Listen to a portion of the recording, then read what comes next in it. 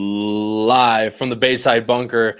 Welcome to another edition of Bettin and Boozin here on the HHH Racing Podcast. I'm your host, Kyle Roscoe, and we got the road to the Kentucky Derby, ladies and gentlemen, starting in the month of December. Of course, we still have 6 months, or 5.5 months rather, until the first Saturday in May, but it all starts here, at least for Louisiana, of course, as we cover the Late Pick5 at Fairgrounds on Saturday, including 4 stakes. Welcome to everyone. Thank you guys all so much for joining the show. I greatly appreciate it. If you guys are enjoying the podcast tonight, please go down below the video player, hit the like button, and hit the subscribe button. We would greatly appreciate it because not only is it 100% completely free to do and the best way to help out our channel, but it also pushes these videos and others into YouTube's algorithm to hopefully bring more horse players like yourself to the HHH Racing Podcast. And of course, for that, we thank you. On the bottom of the screen right now, you can see our normal podcast schedule for every single week. Every Tuesday at 9:30 p.m. Eastern,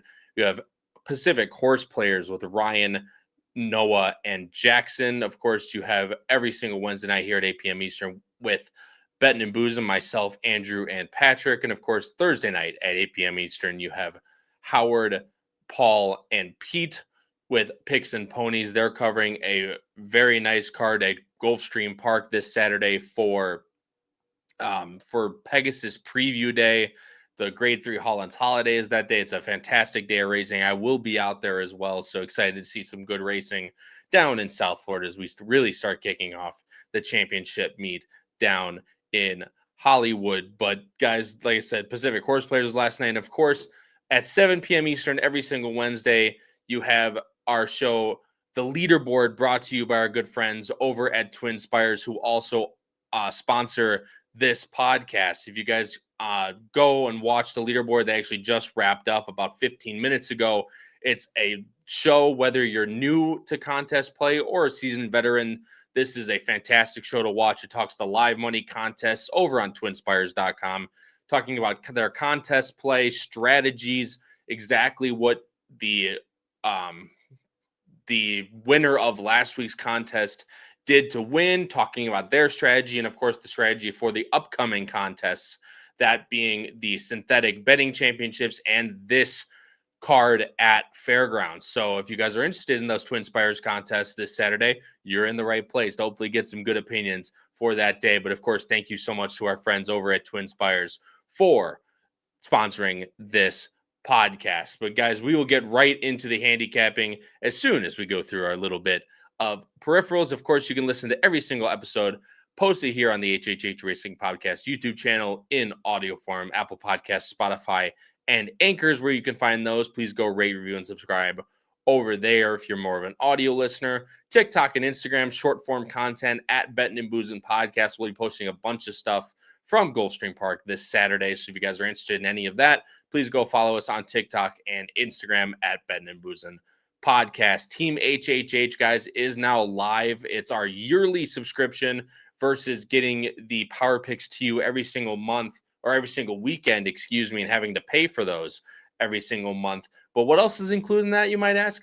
You get every single package that we give out through the entirety of the year. That includes the weekends of both Keeneland meets, spring and fall, full Saratoga meet coverage on the weekends, Friday, Saturday, and Sunday. That also includes our Kentucky Derby package, our Breeders' Cup package, also international racing with Davey Lane. Those that are fans of the podcast know exactly who that is and how much he can crush his bets overseas, as well as just like he did last weekend in Hong Kong. So if that interests you at all the information you need to know is on HHHRacingPodcast.com. Power Picks tip sheet tab right in the middle. You click that and click Team HHH. Payment information, exactly what's given to you. Also, previous editions of those power picks that's given through Team HHH are also on there. So if that interests you at all, again, heading over to our website, HHHRacingPodcast.com. But if you don't want to sign up for the yearly subscription, but are still interested in our power picks, please go through Patreon, patreon.com/HHH Racing Podcast. These come to you every single Saturday, just as they would with Team HHH. But if you want them just monthly, price plays, spot plays, pick 5 grids, everything you need to be successful on any given Saturday, HHH Racing Podcast has you covered with the power picks. Again, all done through Patreon, patreon.com/HHH Racing Podcast. Link is also in the description below. Guys, let's get right into the handicap. And of course, to do that, I have to bring on my two fabulous co-hosts from the East Coast of New Jersey, Patrick Owens. See, I brought him in first that time. Now he's happy with me. But of course, from just outside of Philadelphia, Andrew Rosinski. Gentlemen, what's going on tonight? How we doing? I feel honored. You should feel honored. Just trying to bring the new guy, gain some rapport, and you're bitching about it last time, but we'll try and get you. Yeah, roll your eyes harder. It's fine. I deserve it anyway.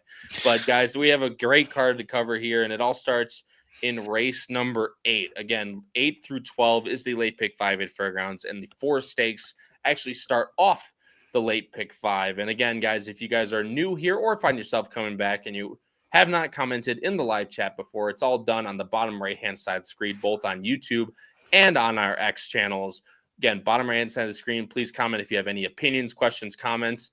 We read every single one. Katie, of course, was here. My mom was here, of course. Bob Segura, it is Saturday, Fairgrounds Saturday, that we are covering here. Brad Anderson, my friend, happy holidays. Bettin and Boozin crew, happy holidays to you, Brad, and everyone else out there as well. Again, race number 8 starts off the late pick 5 on Saturday for the Fairgrounds. It's the Tenacious Stakes, $100,000 for a mile, or going a mile and a 16th for older males, as I bring up on the screen right now. And as we're covering Fairgrounds, we actually do have numbers in the program and morning lines. So what a life we live. Just a Touch is your heavy morning line favorite. 7-5, Luis Saez rides for Brad Cox. Second choice on the morning line is the number 7, Not This Boy, an up-and-comer for Jose Ortiz at 2-1. And your third choice is the number 1, Comarabino Amoide. Paco Lopez takes the mount 4-1 on the morning line. I've gotten better and better reading that horse's name as we've gone through these cards over the past 2 years now that this horse has been running. Bringing up our picks on the screen right now, and we're all starting off chalky today. We are all starting with the number 2, Just a Touch. Andrew, I'll go to you first, my friend. Again, just a horse that really has been kind of frustrating. He's been bet every single start, has gotten the job done by a mile, looks like the next superstar, and then really just hasn't put it together the last 2 starts. Granted, one was in the Met Mile, but last time you and I would both argue he should have won, although the jockey that you guys all know that I love might have had a little bit to do that. So hopefully the jockey change is a good thing for Just a Touch. Yeah, I've been waiting for this horse to come back since the Monmouth Cup. For that reason, hoping that there would be a jockey change, because I feel like more times than not with this horse, it's just an overconfident ride that ends up costing him late. And I think that you need a more aggressive rider like Saez. And I think this is the race where it's a weak spot to come back, but I think it's a really just like a prep, almost like a paid workout in my mind, if this horse can break on top.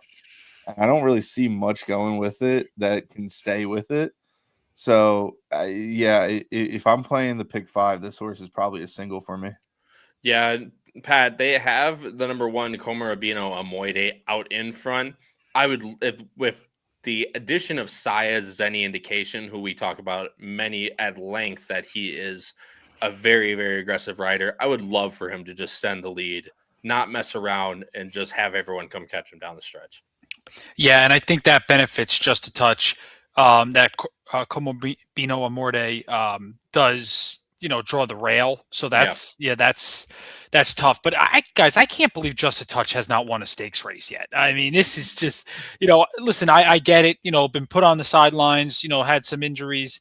But, this horse, it's just, I don't know. I feel like there's a couple more red flags here than there are positive signs. Listen, I'm going to put this horse on top just on, speed figures alone. And hopefully Saez can sit the trip. But I don't know. I think the 1 is really interesting because the horse is should get the lead with Paco. Paco's been on this horse, was on this horse last time. Was that in the Thanksgiving at Fairgrounds? Yep. And he's going to want that ride back. They were flying. And it was going 6. So obviously they're going to turn back here. But guys, I don't know.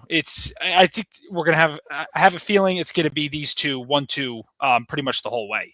I mean, it definitely will be. Obviously, Andrew, there's one horse that really has a say in that, and that's the number 7, a horse that hasn't really been seen at these types of races. Again, this is a listed stake. However, this is a pretty stout one at that, with a lot of graded stakes runners. And Pat, you brought up a good point. You just look at a horse like Just a Touch, and you just imagine, he is a stakes winner. He has not won a stakes race, because when he came back at Keeneland this spring, or this fall, excuse me, it was not a stake. It was this spring. Yeah. It was not a stake. It was another N2X. So yeah, that's obviously, your points are very, very well taken. But Andrew, not this boy. For William Cowan's, Jose Ortiz hops on. Obviously, this horse is cross-entered, so that's something to keep in mind. But he easily has races that can win this race, both on the lead and off the pace. Yeah, he's had some good. Really, just should have probably won both the West Virginia Governor and the Ellis Park Derby. So that's like 2 stakes races that he put in good performances, and when he's not in stakes races, he's winning. So I mean, 100 buyer, 103 buyer, 2 back and 3 back. This horse has the figures to compete, and it should get a little bit of a pace pressure where he can press into it and then maybe pounce late if they duel too fast. That's my thing, is that this horse sits third. Granted, I think if Just a Touch is able to sit just a nice pressing second, I feel like it could be over. However, this horse is going to be well within range. If he sits just off and they do end up going fast, Not This Boy has every single chance of the word to be able to pounce late and go by a horse that, again, has been frustrating on the win end. Andrew, really the only horse we need to talk about in here is a horse you have in third, which is Sir Greyland, a horse that is almost as consistent as they come, although unfortunately it's not for the best scenario that they envisioned. A lot of seconds, a lot of thirds, but 4 straight 90 buyers paired with a 92 early this year at Oaklawn. This will be third off the layoff for Sir Greyland. Yeah, I mean, 9 races, 9 top 3 finishes. Can't really complain with that. And the buyers are slightly below this field, but they're still low 90s no matter where he runs. And I you can't really pass up the Hernandez McPeak combo. They're always live in these races, especially down in Louisiana. I just think this horse can get a piece late. I mean, there's going to be enough pace pressure to close into, and this is the closer you want, in my opinion. Yeah, I think this is definitely the closer you want. The question is that aforementioned pace pressure with how fast Comarabino, Amoide, and Just a Touch do go early. Obviously, he's going to have to pass someone like the number 7. Not This Boy, but if they do end up going fast and the 7 kind of chases a little bit, Sir Greyland is easily the next one up. Although this is one of those horses I feel like I need to see a jump before I can put him anywhere near the top end of my tickets. You have Just a Touch running 109s, Not This Boy running 103s. This horse has ran 4 straight 90s. It almost just seems like that's his top. He has to show me something to be able to put him anywhere near the top end. However, if he can put it together finally, he can take a step up. This horse has also all the chance to win in this race. And there's really no one else in this race that has any too much of a chance. I mean, Will Take-It's ran some really nice races before. Top being the Hanshin Stakes at Churchill Downs, formerly of the Great Arlington Park. Won with a 97 buyer, but also ran at Keeneland at 1.1 miles in the spring and ran with a 98 buyer. So this horse has figures as well and does like Fairgrounds 3 for 3 in the top 2. So definitely one to consider. Stowaway looks a little slow, but you do get Arlington legend Jareth Loveberry aboard. And San Siro has had races in the past, although this is just a horse that kind of seems like he's a little bit on the down. They started running him on the turf, including 2 miles and a 16th in the Gold Cup at Kentucky Downs. So lots of interesting stuff. But again, you do pick up Ben Curtis in this race. In the Tenacious Stakes, I'm going 2-7-1. Andrew's going 2-7-6. Pat's going 2-1-7. Guys, let's move on to race number 9 on the card. It is the Buddy Diliberto Memorial Stakes, going 1 mile and a 16th on the turf for older males. Again, as I bring up it on the screen right now, a pretty lukewarm morning line favorite on the board, you'll see the number 9, Gigante, the Virginia bred. Jose Ortiz hops aboard for Steve Asmussen, 3-1 on the morning line. Second choice, the number 2, Capuna, Ben Curtis, Norm Cassie off a major effort first time on the turf at 7-2. Third choice being the number 5, Emmanuel for Jared Loveberry and Mike Maker, 4-1 on the morning lines. I put up our picks on the screen right now. From every single one having the same horse, 2 different horses as we enter a little bit more of a wide open race. Pat, I'll let you talk first as you do have the morning line favorite on top. This is a horse I had on top. This is a horse I've had out of the money, and that's actually where I ended up landing. However, those last 2 races have been very good. Granted, they were at Remington Park. However, Asmussen and Ortiz, it's easily a combo that could turn something around. All good. Yeah, no, listen, I think Gigante, last 2 races, I've really, really liked, against competition that's just obviously not up to, the level of a couple in here.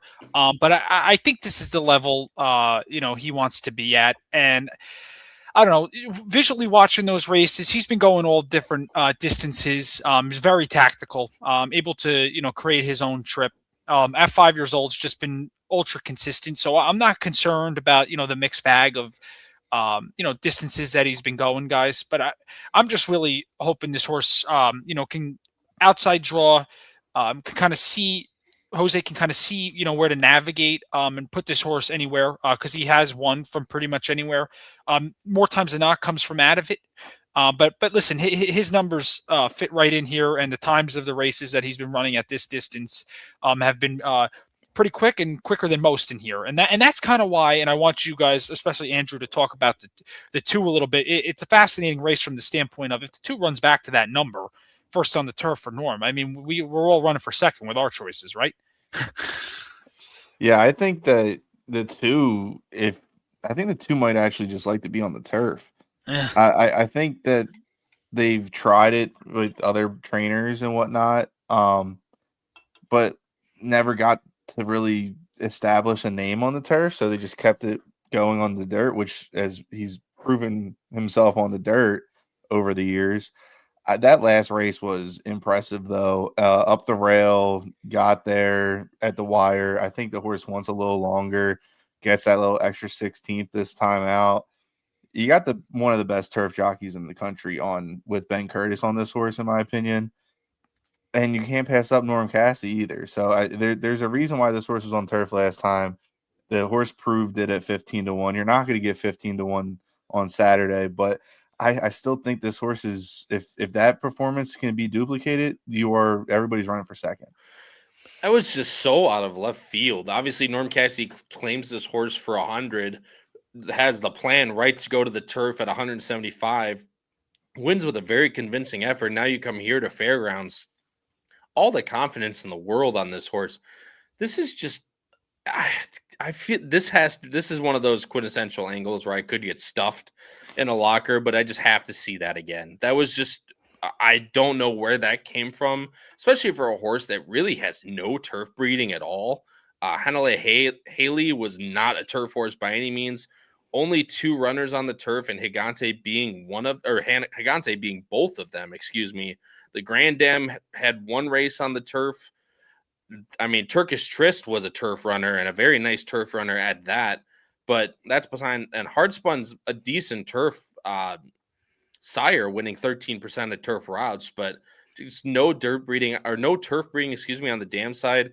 Maybe just got the trip that day. I'm going to play against him, but very cautiously playing against him, because if he does replicate that effort, I 100% agree with both my co-hosts on the screen. He will win this race if he duplicates that effort at a 98. But I went with a little bit of a more pricier option, that being Theismann. Peter Urton trains. Luis Saez hops back aboard. This horse is also cross-entered into Turfway.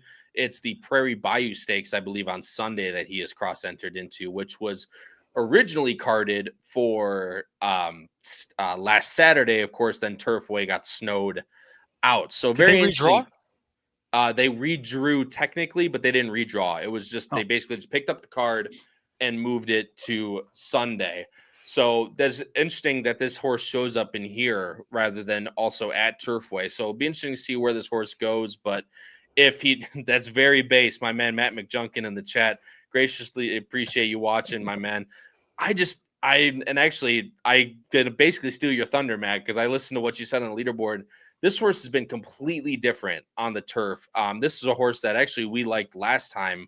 Pat, you and I liked this horse last time at Keeneland, and I thought he was going to sit, just off, go be able to run by in the stretch, because Keeneland was a track that was playing pretty good two closers on the turf, and he went straight to the lead. Luis Saez, no one asks, and everyone knows number one rule of horse racing is nobody passes Luis Saez in the stretch. So the fact that Theismann was able to get there, granted, they did go slow in that second quarter, but earning that 92 buyer can take another step forward, and he should, considering that he's just been getting better every single start on the turf. Would love to see him sit right off the horse to his inside. Legalize, who I have in third. This is another one of those horses that took a big step up on the turf last time, and they went pretty quick, especially for that Fairgrounds turf course last time. You get Brian Hernandez, who hops aboard. Cherie DeVoe trains. Of course, my affinity for Cherie DeVoe horses, but I definitely couldn't stomach putting this horse on top. But if they don't go that fast, I think Legalize has a definite chance to finish somewhere in the money. But if Theismann sits off that pace, or sits off that pace setter and gets the jump on a lot of other horses, I really do like Theismann at a decent price of 6-1 on the morning line. The only other really horse that we have two, or one other horse that we need to talk about in here, then I'll talk about Emmanuel. Sandpipes, Andrew, horse you have in second. Going a little bit of a price here. You do get Paco aboard, though. Coming from Monmouth, up in your neck of the woods in the Northeast, runner has run very well on the turf. Maybe a little bit slow, but definitely if the pace heats up a little bit, can definitely get into the money. Yeah, the layoff is the only issue with this horse, in my opinion. I think this horse has ran good at Fairgrounds. I think this horse has numbers that can fit in this field, despite obviously the two and a couple other horses that are running low 90s. But if this horse can improve off the layoff, that added rest should help. This horse has a chance to be underneath. I don't see it winning, but can't really pass up Paco. You can't pass up a horse that can run, 85 buyers any given day. So, yeah, I like it underneath. I wanted a little bit of a value play underneath, but yeah, I don't think this horse wins. I wouldn't really probably include it on multi-race tickets, but the underneath, the verticals are where this horse would be used. Yeah, no, and that's absolutely well taken. Of course, finishing fourth to the greatest horse in training, that being Otago, of course. I was going to say, if you can't beat Otago, you're off the ticket, right? All Jeez. right, that's enough out of you. Enough out of you. When he wins the Prairie Bayou this weekend, I'll be doing backflips in my backyard. Otago ran huge in that race. Watching that replay for Sandpipes, that start was not pretty. I thought he was going to win the whole way down the stretch. We were at we were at Saratoga. No, not Saratoga that day. We're Keeneland that day, excuse me. And we were going crazy. Hopefully he could get there. Obviously didn't, but second to Major Jude, a graded stakes winner in a grade 1 in the money. Definitely not a bad thing. Emmanuel is the other horse I wanted to talk about, because this horse does have numbers to be able to win this race. It's just been done against a little bit lower competition. No discredit to our great friends over at Hawthorne Racecourse. Peros was really the only horse that was any decent in that race in the Carrion Memorial. The fact that Katie Milady is a 7-year-old who ran at Arlington Park, if you can imagine that. A bunch of others. Another mystery is a Chris Block horse that's done very well in the past. Out of Deductions, another Chris Block horse. Just not a whole lot of competition that Emmanuel has faced. He's been actually very well campaigned by Mike Maker to be put into these nice spots that don't have a whole lot of competition. However, this might just be a little bit too above Emmanuel's, in my opinion. However, 92s can easily get into the money. It's just a matter of, can he work out a trip from this against a little bit better competition than what he's been facing. And of course, you get Jareth Loveberry aboard, which is never a bad thing at all. In the Buddy Diliberto Memorial, I'm going 7-2-6. Andrew's going 2-4-9. Pat's going 9-2-7. Guys, moving on to race number 10. It's the Untappable Stakes. Mile and 70 yards for 2-year-old fillies, and this is the start of the road to the Kentucky Oaks in Louisiana. It's a field of 8, again, 100,000 mile and 70 yards for 2-year-old fillies. Of course, bringing up the Equibase on the screen right now, you could see the morning line favorite is the number 3, Hit Parade, Luis Saez, Brad Cox at 5-2. That's probably not a reference to the Benchwarmer quote, but that's the way I'm going to take it. Number 6, Miss Call is your second choice. Brian Hernandez, Kenny McPeak at 3-1. Third choice being the number 2, Have Faith, Paco Lopez, Dallas Stewart, 9-2 on the morning line. Our picks are on the screen right now. Pat, very based, my friend, going with the number 7, Pashmina. Ben Curtis opts aboard for Rob Atris at 5-1. Andrew, you are going with the morning line favorite, the number 3, Hit Parade. Again, Brad Cox, Luis Saez, definitely not a bad combination to have at Fairgrounds, and one that should be very well placed early. Yeah, Hit Parade's a cool horse. I've been waiting for this horse to break out, and last time out, this horse did. She seems to be improving each start. I think you could toss the turf race out. I think they were just kind of wondering what to do with the horse, and then she dropped in for a tag. Didn't really do much, but it showed improvement. And then once they stepped it up to an allowance, I mean, she finally popped. And I think with these owners and these connections, Saez, Cox, and you can't go wrong. The workouts have been good at Fairgrounds. They've been getting better each time she has worked. She's worked over multiple types of surfaces, whether it's a regular little bit of moisture, a lot of moisture, fast. So just to me, it seems like they're just trying to build more stamina, and that screams to go longer, which down the road you might like for the Oaks. I don't know if that is going to be effective today. I think she still can win even without going further, even though I think this might be a little too short. But she seems to be the one improving the most right now. And the only reason I didn't take your guys' 7 on top is because I think that type of performance with 2-year-olds might result in a bounce. No, it definitely could. And I mean, your point's well taken.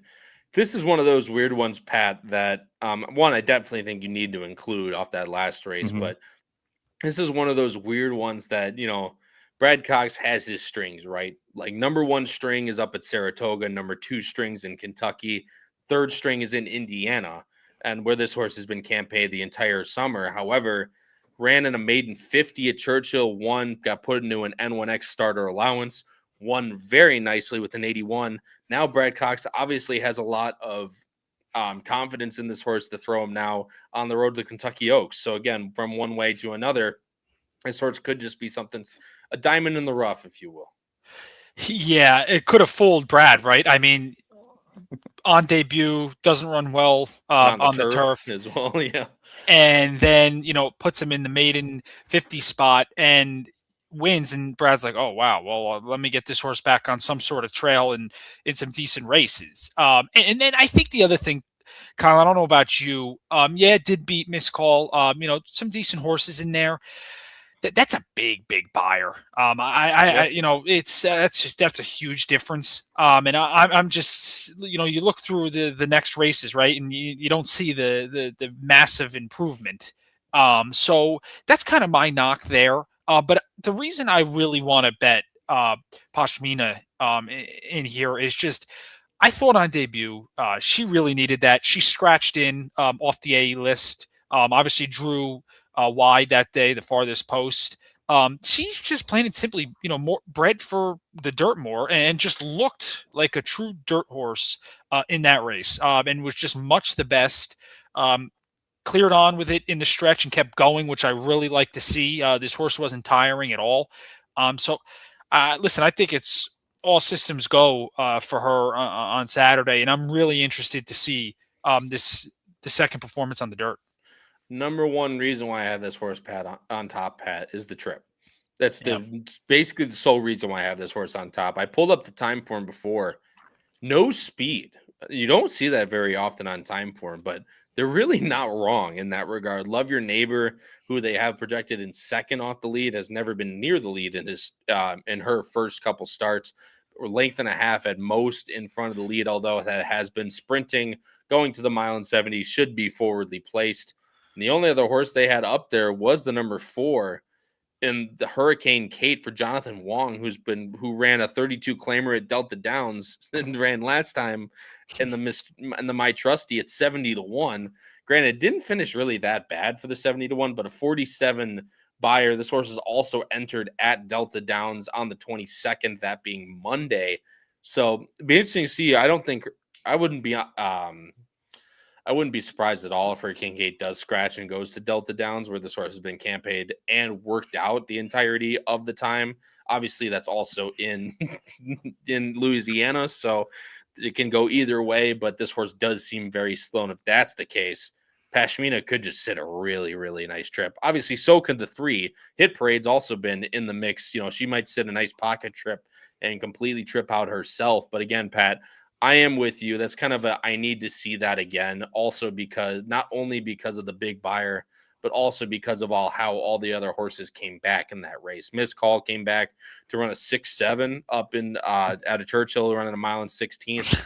Tizania came back to run a 63 as well. So no one above a 68 last time. Granted, Miss Call and Hit Parade were the only 80s that they got. The rest of them were in that 60 range, and Miss Call did come back to run a 67. So it's definitely one thing to keep in mind. And obviously, Saez, Gary and Mary West, Brad Cox, this horse will be bet. So that's one thing to keep in mind. Not saying Pashmina won't be bet based off that last race, but I'd be much willing to take a chance on the 7 than the 3, at least in this type of scenario.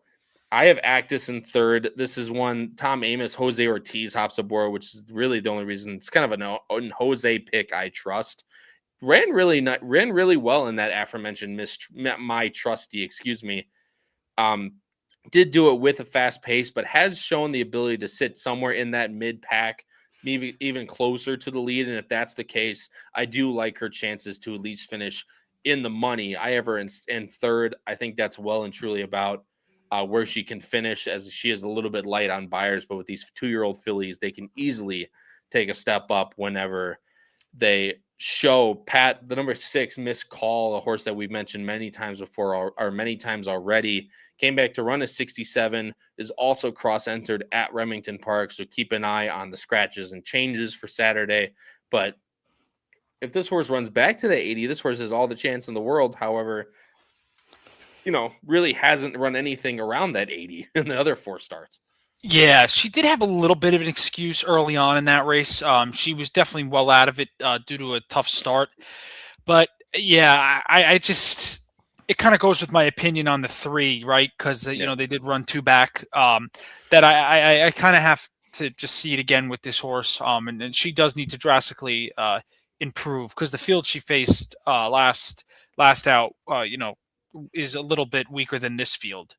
In here. But listen, McPeak has known to get his 2-year-olds to mature through time, as most do. And I could see this horse, getting better. But I think, with these fillies, guys, they're so. I just feel like it's just such a mixed bag every race. You just don't know. They got an attitude, as people like to say. Every year they seem to be a mixed bag. They really don't shake out well until realistically the Kentucky Oaks. So yeah, it's definitely well taken. Last horse we'll talk about, then we'll move on to race number 11, which is the feature on the day, the gun runner on the road to the Kentucky Derby, is the number 1, Andrew. Love Your Neighbor, who you have in 2nd. Stidham Concepcion, I think, who rides very, very well as a younger rider. You basically throw out that Woodbine synthetic race, and you really have a good case for a winner, let alone in the money. Yeah, this horse has a good chance to run into an oak. It's going to be slow, but she can sit right off, and she's going to get the rail. She's going to get the trip. Is she good enough? Who knows? But the 65 to a 77, because you can just cross out the synthetic race. She was only in that synthetic race because she was an Ontario bred, so she was running for a little bit more. But those 2 dirt races, I mean, granted, they're both on the slop. I think this horse wants a fast track, and she's going to get it Saturday. She's going to get the trip. She's going to get the rail. If anybody is going to be coming late, it's going to be this one. And that bullet workout back before the last Fairgrounds race was really nice to me. The only problem is why she wasn't on top for me is because she doesn't have a workout since that fairgrounds race.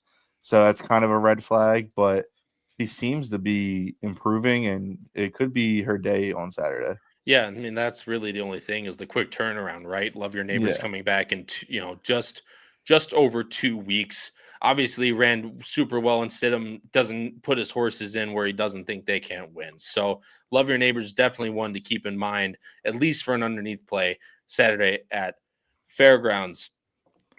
Guys, let's move on to the Gun Runner Stakes. But first, in the untappable, I'm going 7-3-8. Andrew's going 3-1-7. Pat's going 7-3-6. Again, guys, if you are enjoying the show, before we get to the feature on the day, please hit the like button, hit the subscribe button. We greatly appreciate it. Again, completely free to do and is the best way to help out our channel. Also, guys, the show is brought to you in part by TwinSpires. Again, check out their contests on TwinSpires.com. They have great contests coming up this weekend, both for this Fairgrounds card and the Turfway Park Synthetic Championships. So please, if you are at all interested, both new contest players and seasoned veterans will like our shows, both the leaderboard and Weekend Warriors coming back as a first night for us East Coast people, night show for the last 3 races of Turfway Park. So a ton of content coming up this weekend for the HHH Racing Podcast and TwinSpires. So please,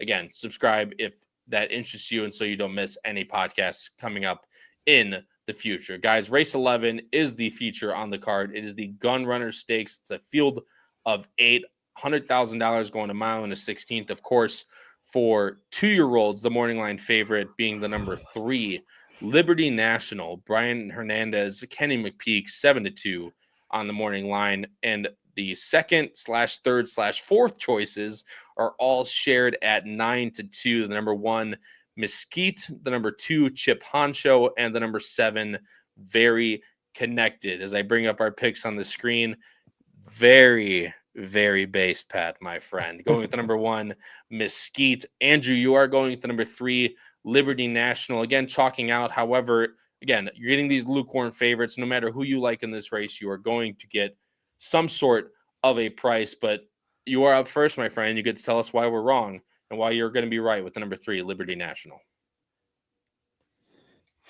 Oh, no. Frozen boy. Oh, Andrew, you here? I'm here. Oh, sorry. Okay. I was muted, I think. Yeah, no, Liberty National, the horse is improving. It's another McPeak and Hernandez horse. The horse has a big tag, 525,000, I believe that says. I think this horse was always meant to go on the Derby Trail. I don't know if it's going to be ready today. I think this was a race that you can definitely spread. I like 5 or 6 horses in this field in reality, but this is the horse I landed on top. Drove clear last time, got an 81 buyer, and I think this horse is eligible to improve to almost a 90 if it steps up. And this is a race that you might need to be like a high 80 buyer to win, because there's a couple horses in this field that all can run an 80 to an 85 on any given day at this point, it seems. And I think there's enough pace pressure to close into. So I think this little slight step up in class isn't going to be much for this horse. Second time or first time against winners is going to be a tough ask, but most of these horses are first time against winners. So it's really anybody's game. And I just landed on the 3. It's a lukewarm favorite, but it might drift up. And, obviously Brookdale, 525, Kenny McPeak, this horse is well meant and definitely meant for the Derby Trail.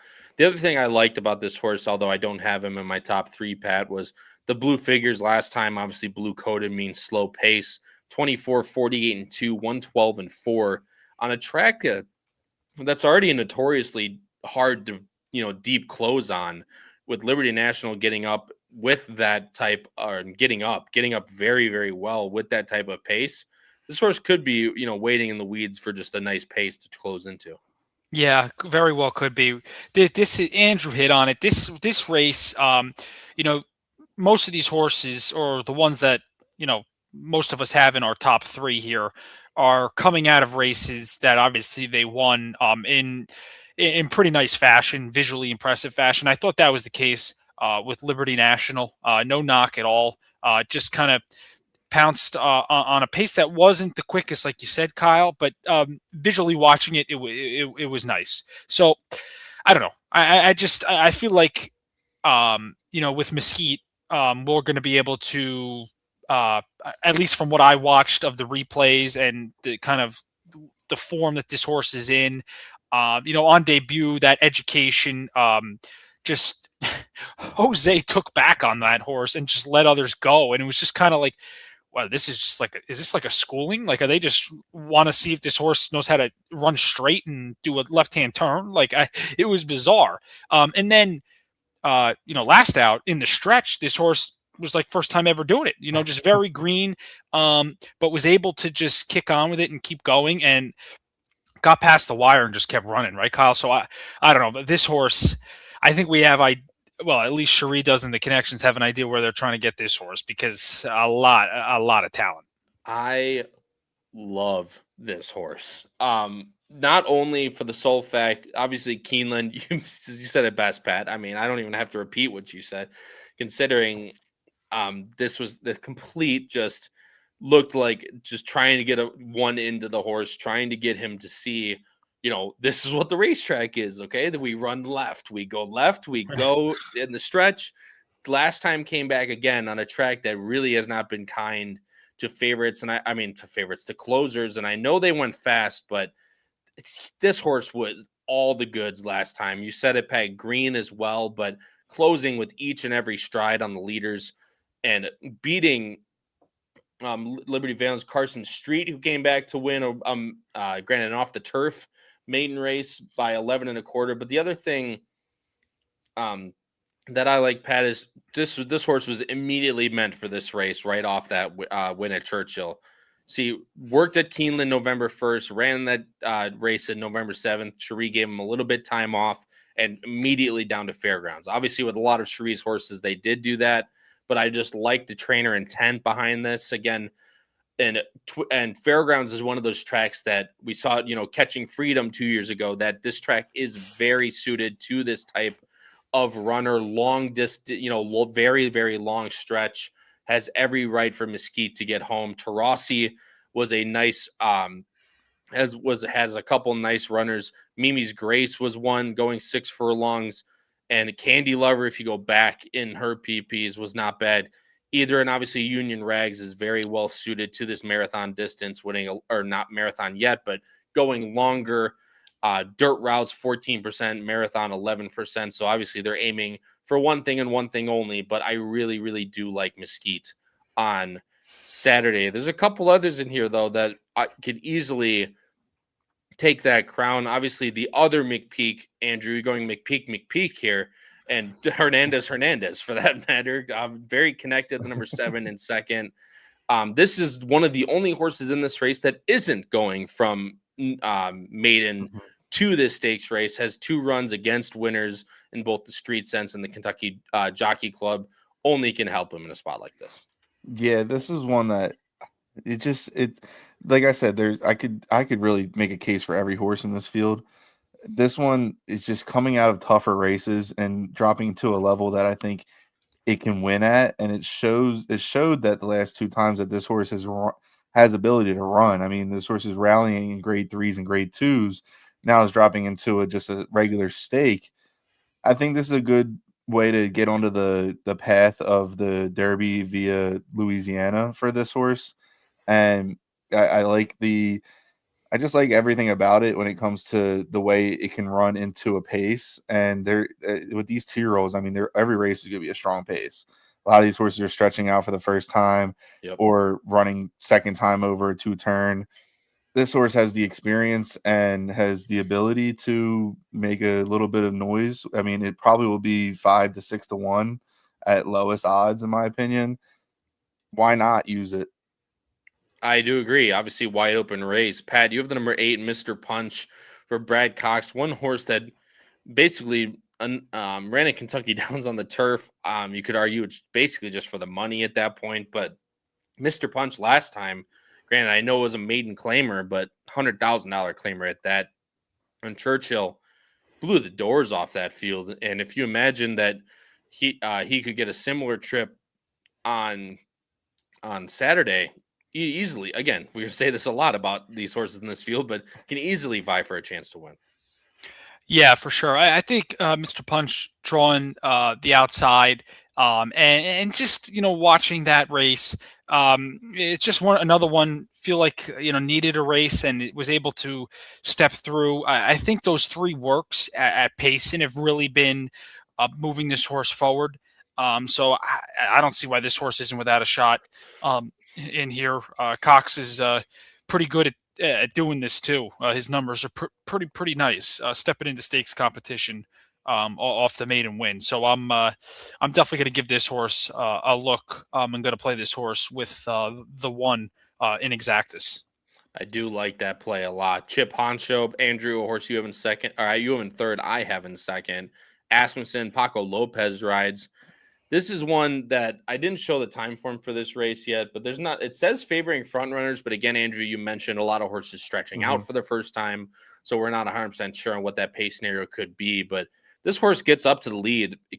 He could easily get brave. Again, 81, 82 to start off the career. Looks poised to take a step up, and if he does, again, very, very likely that he has a chance to win.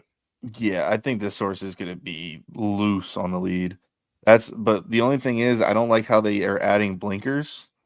Usually it's a horse for me. It's like when a horse is getting caught late, I would say add the blinkers, maybe keep it focused a little bit more. But the fact that this horse held firm last time and now they're adding blinkers seems to be like not a red flag, but like a questionable move in my opinion. But I'm not a trainer, so I could be totally wrong. But I like the horse. I think the horse is going to be fast out the gate. Only problem is if when Paco gets passed in the lead, it's he gives up a little bit more than other jockeys. So I think if this horse doesn't have enough to go the distance, because that might be a concern. It might be just a sprinter.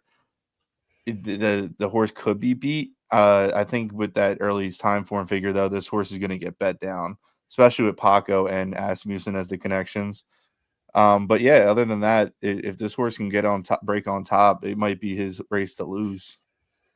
Yeah, and that's kind of the way I see. And your point is taken. I can do it here real quick. I was just looking up the stat to see what that stat was in stakes for Asmussen with blinkers on. If you go to class here, obviously not sponsored, but DR Formulator is absolutely fantastic for stuff like this. Stakes, non-graded and graded stakes. And you go to equipment here and first time blinkers, it is if this is going to load, but I have it up on this side. Yeah, 3 for 30 and only 10 of them in the money, 33% with $1.23 ROI. So your point is very well taken, Andrew. Yeah, it's just a weird move to do. I mean, a horse never has blinkers. I mean, I don't know if the blinkers were on in that last workout. But if that might be the case, I might have tried a new equipment change in the morning and it just panned out. Because that's by far his best work on the tab. So if maybe the blinkers are going to improve this horse, but I rather take the 3 and the 7 over this one. I do agree with you. I completely understand the point that you have there. The only other horse I want to talk about before we move on is the number 5, Crown the Buckeye. Actually, Pat, you have the number 8, Mr. Oh no, we were talking about Mr. Punch. Sorry, my apologies. Crown the Buckeye is a horse that I have in third. Again, another one that is not only facing maidens for the first or stakes company for the first time. Source actually started in stakes competition. I know it's been only against Ohio breds, but this is another one that has been running very, very well as well into the low 80 buyers as well. The other thing I like about Crown the Buckeyes, he's had the tendency to go to the lead, but also last race he showed the ability to sit off the pace, which I think is going to be the key here. First time off from sprinting to routing as well, he showed that he can sit, and that's, I think, the big sign that I think this horse has a lot of talent is the fact that, going from sprinting to routing, you'd expect them to show a little bit more speed. And Jareth Loveberry was able to take back on this horse and still finish with a very, very nice flurry. This is also a Yalpon colt. We know how well Yalpon's been to start off his stallion career. So Crown the Buckeye is definitely one I'd be interested in, at least underneath in your exactas and trifectas. To kick off the road to the Kentucky Derby in Louisiana with the Gunrunner Stakes, I'm going 1, 3-2-5. Andrew's going 3-7-2. Pat's going 1-8-3. Guys, moving on to the last race. It's a maiden special to end the late pick 5 and the entire card, of course. Maiden special weight, mile and the 16th on the dirt, draws a full field of 12. And we all know how we love those full fields to end off the late pick 5s. Morning line favorite on the screen right now is a very, very lukewarm 4-1 for the number 11, Liberty Valence for Axel Concepcion and Brendan Walsh. Second choice, I mean, the outside, number 12, Roguishness for Jose Ortiz and Cherie DeVoe. And your third choice, there's like 7 horses at 8-1, for Christ's sake. I'm not even going to read them all off at this point, but you get the gist. Is a very wide open race. And we're all going with different horses to show that it is a wide open race. I'm going 12-11-3. Andrew's going 3-11-8. Pat's going with the number 11, Liberty Valence. Pat, I'll let you go first, as you are going with the morning line favorite. Again, very wide open race, but take a look at the PPs off those last couple races. Liberty Valence has every right in the world to take another step forward. And if he does take another step forward, can win this race pretty easily, honestly, as long as he continues to step up. Yeah, and it's going to be funny, right, guys? Because look who beat him last out. We may get an odds drop. This horse may be if the horse that we like, Kyle, in the Gun Runner runs well. Yeah, Liberty Valence is going to be definitely lower than 4-1. But listen, this is obviously a tough race. Don't get me wrong. But I really like this way. I really like the way this horse has run. Definitely improved, stretching out to 2 turns. I will get Lasix for the first time. Brendan Walsh, third time out in maidens, has good numbers to back. The horse has been pretty steady on the work tab here. Did have one little gap. But other than that, I feel like the intention's there.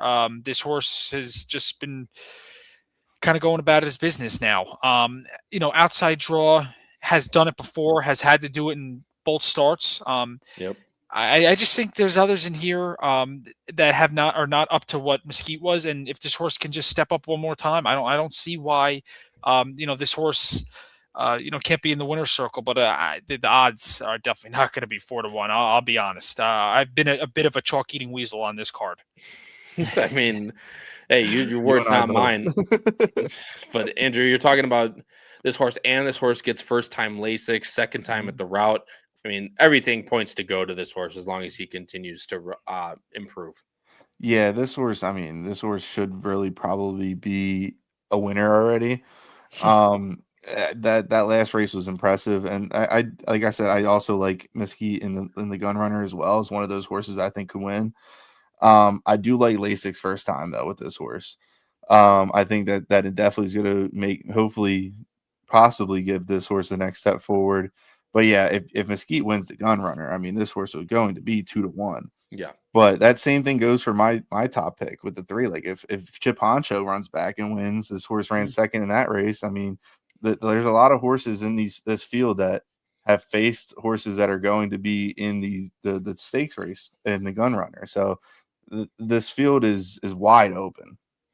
I mean, absolutely. And it's a really good point that you brought up, that a lot of these horses are just facing those. And obviously this was the race before Chip Honcho won, but going back to his PPs, ended up winning very convincingly next time out as well. Sorry, I meant to keep that up. My apologies. As well as a couple others in there that came back to run decent. Fuzzbuster, Liberty National also came back to win, a horse that we also are going to see earlier in the card. Sure to Appeal also came back to win. So very lively race for the number 3 Thunderbuck, who we all have again somewhere in the mix. We have 311 at least somewhere in all our top 3s. So those 2 are definitely and can only be improved upon. Well, I guess they could be hurt if they run like crap, but they can be improved upon if their horses run well in the race before this. I'm getting in with the Cherie double. And that could be the little Kobe Bryant you've been sent in the chat. That does happen, but first time Lasix as well for this one.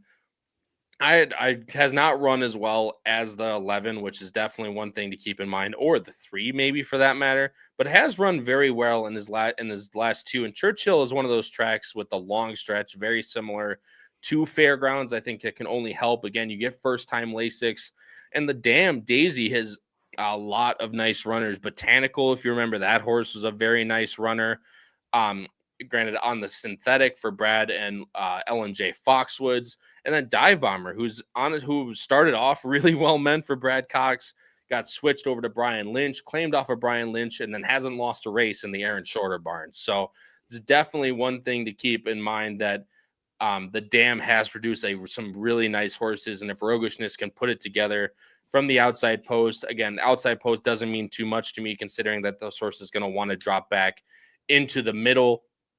I really do like Roguishness to try and take a little bit of a step forward. And no, come on, man. We can't. We're glazing already, dude. You got booted off, and now you're just sitting in the chat glazing. That's crazy. Of course, Machete Demon was also saying, shout out Machete Demon. Haven't seen your name before. Welcome to the show. He says, let's go Philly. So many glazers in the chat tonight, man. This is crazy. But of course, the 11 and 12, both horses to the outside, have a very, very good chance on Saturday. And last horse that we'll talk about before we move on to best bets, Andrew, is the number 8 Special Ops, a horse you have in third for Twin Creeks, Rob Atris, and Paco Lopez. Twin Creeks, not Twin Peaks, not to be confused. Yeah, the thing I like about this horse is the workouts. The Atris is always a wild card. You never know what kind of quality of horses he has. But to have this horse here, you get Paco. There's a lot of question marks with this horse, but the workout tabs since getting from Keeneland to Fairgrounds have been nothing but improvements. And then you get the race in on the 22nd of last month, and the horse fades a little bit late. But I mean, third time going the distance, you can't not use this horse underneath, in my opinion. But it's a tough one. It's a wild card. I think it's going to be at least double digit odds, if not 20 to 1 or more. I just think that this horse feels so wide open that that type of horse can sneak it out and light up the tote board at the end. I mean, absolutely. Morning line of 12 to 1 on the number 8 Special Ops, and probably, like you said, Andrew, just based on the speed figures alone, I think we'll definitely go up higher than that number. And if he's not, keep an eye on that horse. Right. In the last race to close out the late pick 5, I'm going 12, 11, 3. Andrew's going 3, 11, 8. Pat's going 11, 5, 3. Guys, moving on to best bets. Pat, I'll let you go first, my friend. 2 easy best bets that can get played in horizontal bets, can be played in many different types of ways. You're going just the Oaks Derby double, if you will. Race number 10, a win on number 7, Pashmina, and race 11, a win on the number 1, Mesquite. You know I'm on board with those two. Yeah, I wish the minimum on this double was like the $5 min or something like that, like the late double. That would have been nice. Yeah. Or they had a separate pool for this. No, listen, I'll be quick. I think these horses, obviously the morning lines, are kind of, I don't know. I feel like this whole card, other than the first race, all the morning lines, you just can't decipher any horses really. So, I don't really want to go off of them, but I think Pashmina, I'm trying to get 3 to 1. That'd be great. And then Mesquite. Listen, I really think that horse is the goods from the rail, and could be more forwardly placed than we've seen drawing the rail. So, I'm going to play that horse across the board, in pick threes, doubles, and on the win end. Really looking forward to it. Yes, my friend. Yes, I completely agree with everything you said, and hopefully that does happen. Both those races happen that way, because we will be rich, my friend. That is for sure. Good luck, Pat, with your best bets. Andrew, one for you, a horse that you talked about a lot. In the turf, the only turf race that's carded in here, the number 2 Capuna, coming off of that really nice last race, looking to put it together again, now getting Ben Curtis aboard.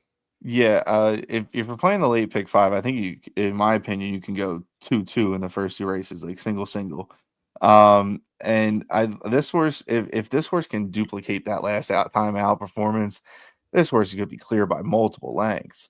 Mm-hmm. And I'm sold. I might be sold prematurely here, but Ben Curtis, Norm Cassie, probably going to be 2 to 3 to 1. Might be a little bit of value, and if it doesn't get bet, then it's probably a red flag. But I think that you're not going to get 15 to 1, but you might get 3 to 1, 7 to 2. Might hold its morning line, and if you get anything above 2 to 1, in my opinion, I would say hammer it.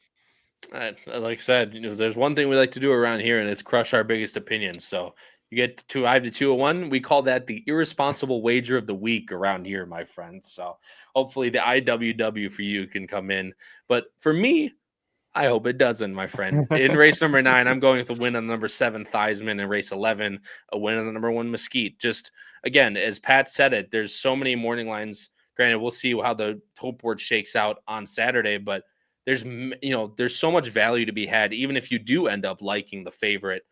Even though I think some will go down, the Theismann race is not one of them. I do agree with you, Andrew.